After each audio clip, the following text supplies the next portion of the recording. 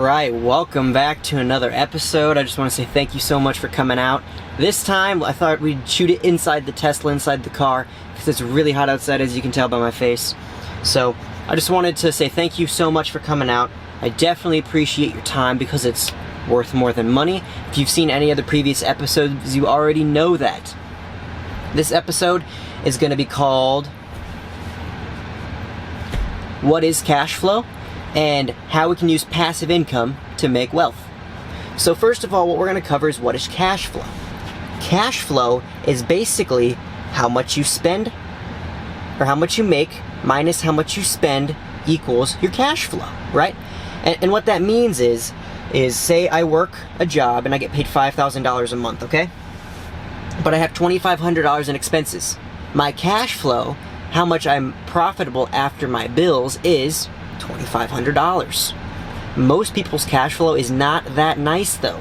On average, most people's cash flow look like they have anywhere from $200 to $600 after bills, which is not a lot, which gives you little to nothing to work with when it comes to buying assets, getting investments, things of that nature.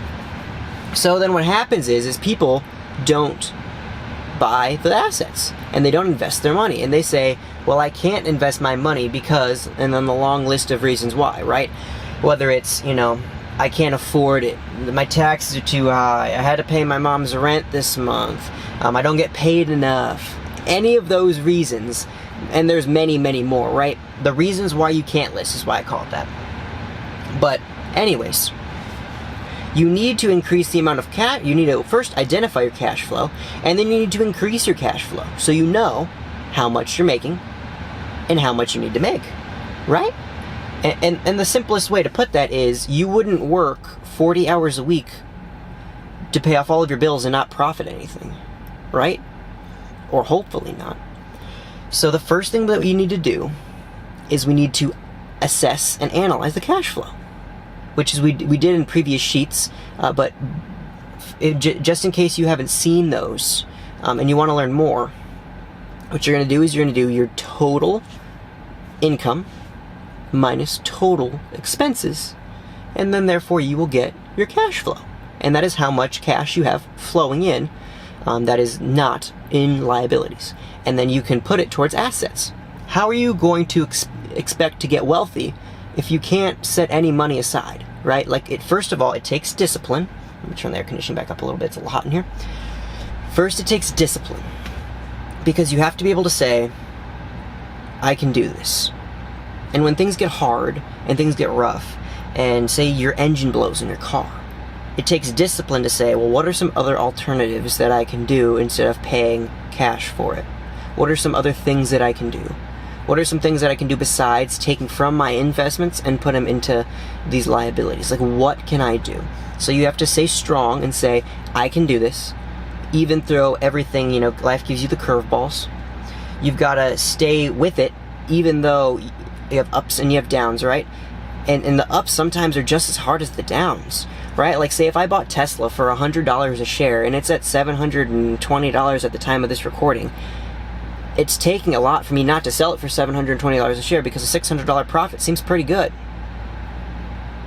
What about when you're at a low? You bought Tesla for $720 a share, and now it's at $100 a share. We're like, well, do I sell it and do I get $100 out of it? Warren Buffett once said, if you bought a home for $20,000 and somebody said it was worth only $15,000, you wouldn't sell it to them, would you? And the answer is no, right? If it's not worth that, then wait till it is worth it, or get the value up, right? But I digress. Anyways, you need to analyze the cash flow, and you need to have a certain percentage or a certain dollar amount, a specific answer of how much you want to set aside or spend in assets. And here's why I say that. Because if you say, I'm just going to throw some extra money at it, how often does the extra money actually get there? And is it more or less than what you thought it would be?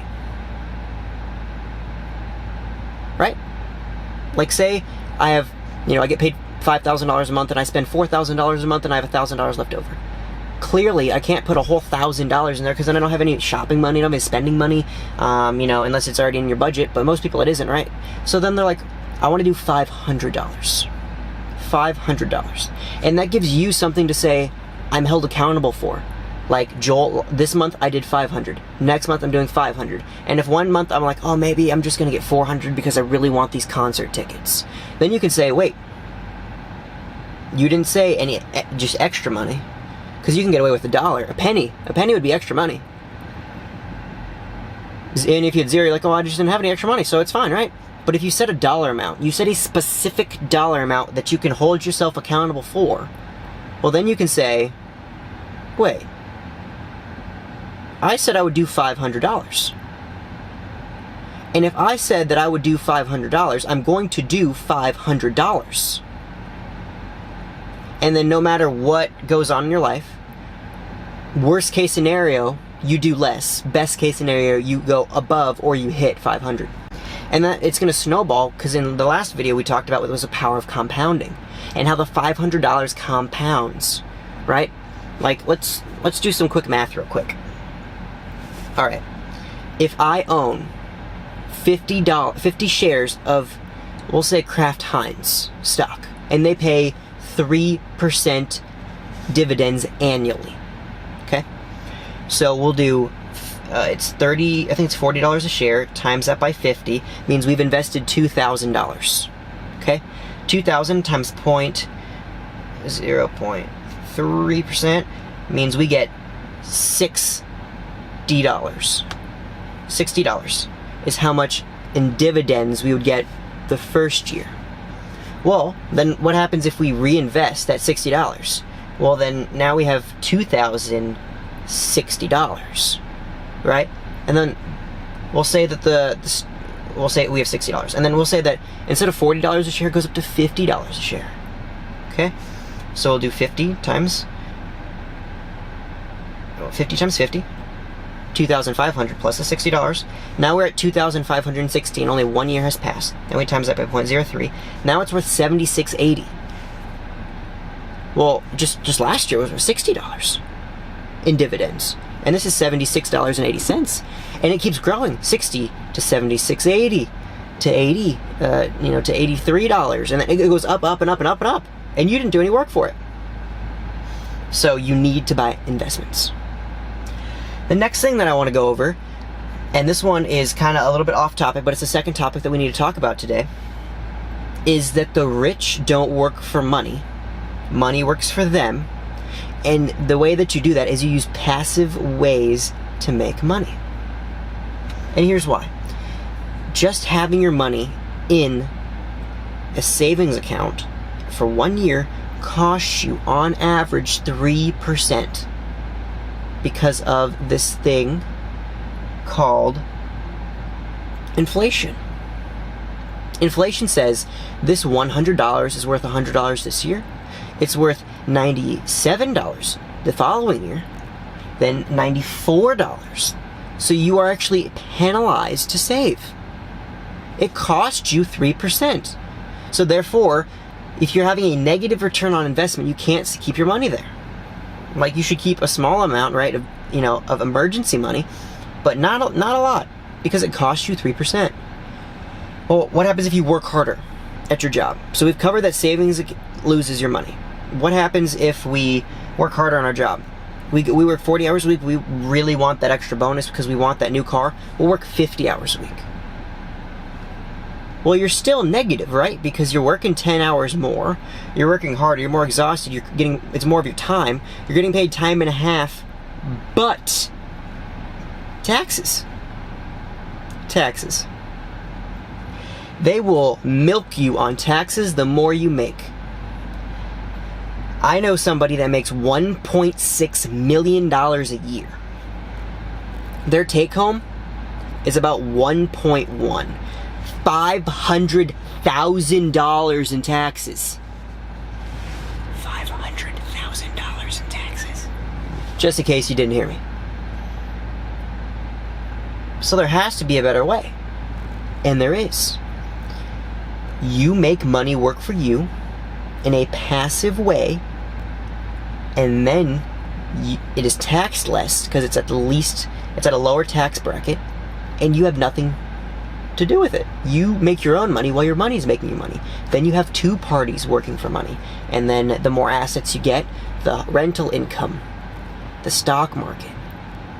Then you have your job.